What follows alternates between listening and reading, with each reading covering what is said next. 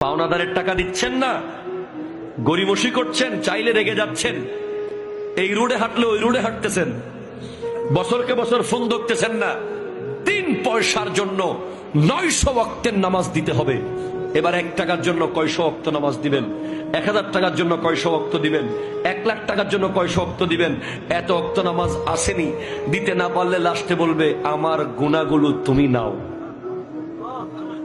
এজন্য হারাম, 2 নম্বরই বাটপারি, এগুলো মুসলমানের সাথে কখনোই অ্যাডজাস্টেবল নয়। মুসলমান এগুলোর সাথে কোনো সম্পর্ক রাখতে পারে না, ঠিক কিনা কথা বলেন? সুদখোরের শাস্তি হলো হাসরের মাঠে তার পেট স্বচ্ছ আয়নার মতো, গ্লাসের মতো দেখা যাবে, যেখান থেকে স্পষ্ট স্বচ্ছভাবে দেখা যাবে তার পেটের ভিতরে হাজার হাজার বিচ্ছু, হাজার হাজার সাপ, লক্ষ লক্ষ পচা গলা সাপ বিচ্ছু তার পেটে দেখা যাবে।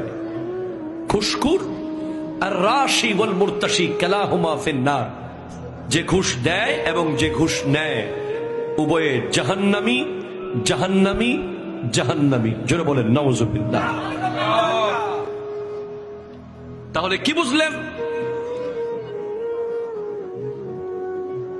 ফামান আজাবা ইবলিসা, লেসেরিকে যে ইবলিসের দাওয়াত কবুল করলো, যাহাবা আনহুদ্দিন, তার দিন চলে গেছে।